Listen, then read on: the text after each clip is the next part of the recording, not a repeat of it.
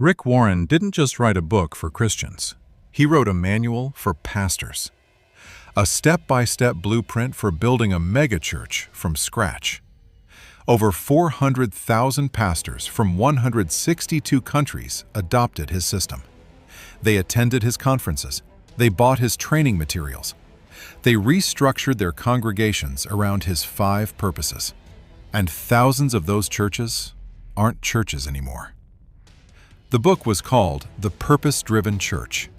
Published in 1995, it promised pastors something irresistible: growth without compromising your message. Warren had done it himself at Saddleback Church in California, turning a small Bible study into a weekend congregation of 20,000. The book sold over 1 million copies. Forbes magazine called it one of the greatest entrepreneurial books ever written. One reviewer said you could substitute the word business for church, and it would work perfectly as a corporate guide. And that observation would turn out to be more accurate than anyone realized. Warren's system was built on 5 purposes: worship, fellowship, discipleship, ministry, evangelism. Nothing controversial there. These were biblical principles that churches had followed for centuries. But Warren packaged them differently.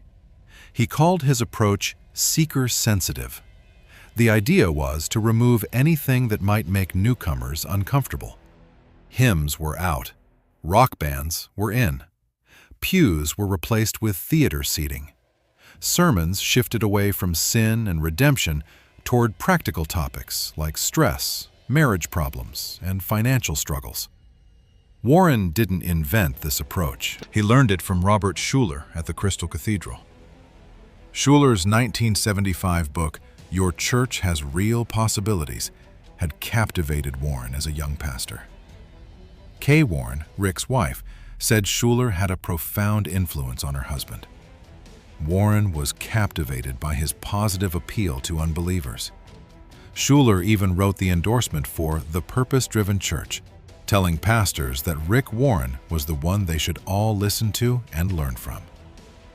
Warren also studied under business guru Peter Drucker, consulting with him for 20 years. Drucker taught corporations how to grow.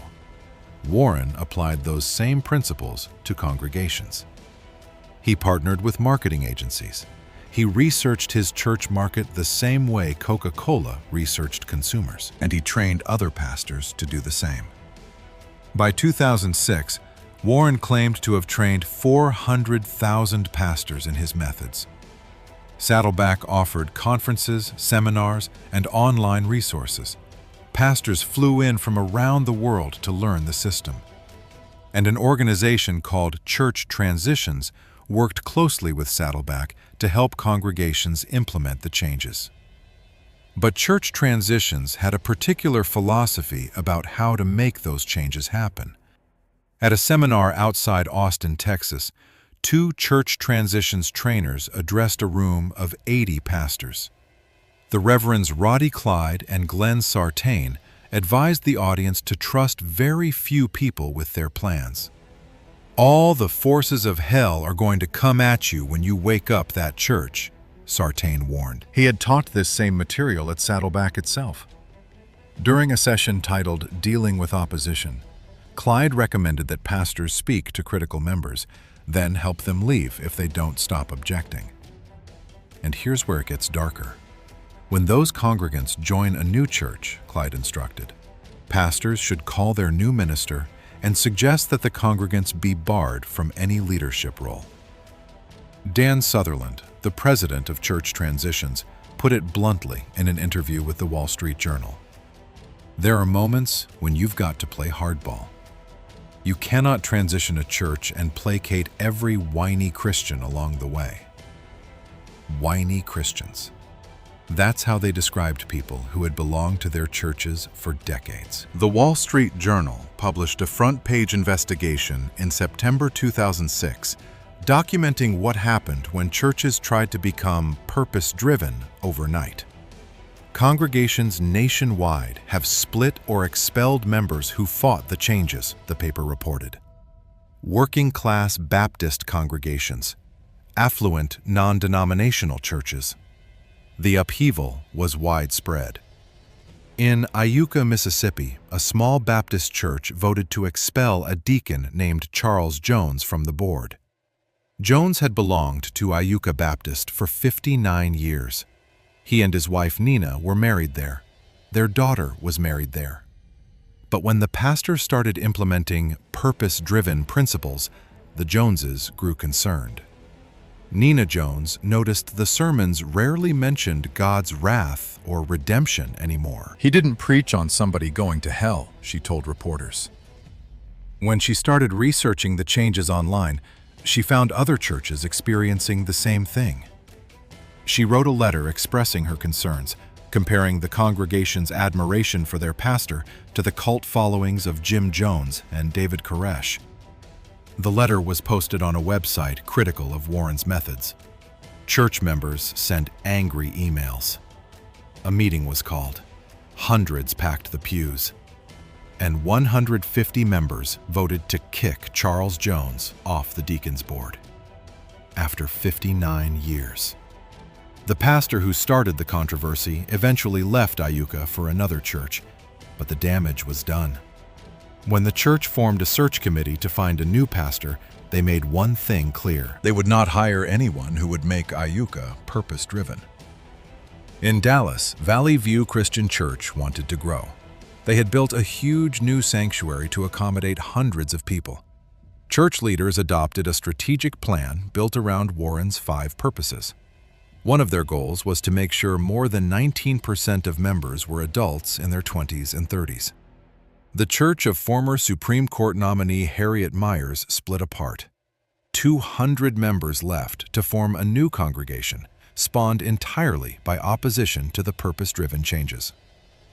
In Long Beach, California, First Baptist Church of Lakewood went purpose-driven under Pastor John Dickow. 7 years later, weekend attendance had dropped from 700 to 550. The strategy designed to grow the church had shrunk it instead. Warren's response to all of this was revealing. There is no growth without change, he said, and there is no change without loss, and there is no loss without pain. He estimated that probably 10% of all churches are in conflict at any given point. That, he contended, is not just symptomatic of changing to purpose-driven. It would be symptomatic of changing to anything. But critics pointed out something Warren didn't address. His model was supposed to grow churches. That was the entire promise. And for many congregations, it did the opposite. One church that adopted the purpose-driven model surveyed its members after more than a decade of following Warren's principles. The results were alarming. 47% of their people didn't believe in salvation by grace. Nearly half the congregation of this purpose-driven church, even after years of attending, had not grasped what Christians consider the most basic doctrine of their faith. At another megachurch built on the purpose-driven model, researchers found that 25% of singles, 38% of single parents, and 41% of divorced members admitted to having illicit sexual relationships in the last 6 months. The seeker-sensitive approach, critics argued, affirmed people in their sins without confronting them with the need for repentance. The problem wasn't the 5 purposes themselves. Worship, fellowship, discipleship, ministry, evangelism, those were biblical.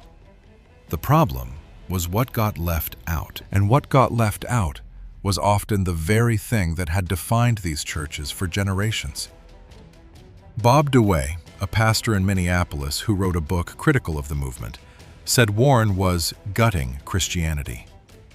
The Bible's theme is about redemption and atonement, DeWay argued, not finding meaning and solving problems. When you remove the hard doctrines to make church comfortable for seekers, what exactly are you seeking them into? The irony is that Warren himself never intended for every church to become a mini Saddleback. He built his approach for a specific context: Southern California, unchurched baby boomers, a region where casual dress and contemporary music felt natural. He surveyed his community before launching. He tailored everything to reach people who had never been to church before. But when pastors in Mississippi and Texas and Pennsylvania tried to copy the formula, they were working with completely different raw materials. Their congregations weren't filled with unchurched seekers. They were filled with lifelong believers who had built these churches with their own hands. People who had been baptized in those baptistries, married at those altars, buried their parents from those sanctuaries. And those people were being told they were the obstacle to growth. The purpose-driven playbook actually had a term for them.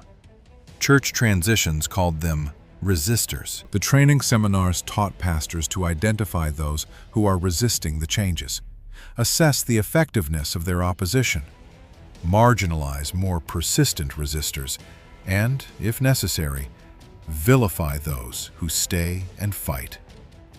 One pastor who went through it described being told in a deacons meeting to get on board with the purpose-driven shift or get out of the way. When he asked about the longtime members who were discouraged by the changes, he was told those people are immature and it's okay if they leave. He later discovered his pastor wasn't even writing his own sermons anymore. The messages were being emailed directly from Saddleback. What Warren built worked for Warren. Saddleback grew to 20,000 people every weekend. He became one of the most influential pastors in America. Time magazine named him one of the most influential people in the world. But influence is not the same as replication. And the model that created Saddleback destroyed churches that tried to become Saddleback. Warren published The Purpose-Driven Life in 2002. It sold 30 million copies. It told readers why they were put on this earth. It gave them a sense of meaning and direction. But 7 years earlier, he published The Purpose-Driven Church. It told pastors how to restructure their congregations around his 5 purposes. Over 400,000 of them tried. And for thousands of churches across America, that book didn't reveal their purpose. It ended it. The pews where children were baptized, the hymnals passed down through generations, the Wednesday night prayer meetings, the sanctuaries built by people who are now being called resistors. Purpose-driven told them these things were obstacles, and so they were removed, along with the people who remembered them. If this investigation revealed something you didn't expect about the purpose-driven movement, you might want to see what we uncovered about the purpose-driven life itself. That video is on screen now. 88,000 people have already watched it. Subscribe if you want to understand what's really happening inside American Christianity.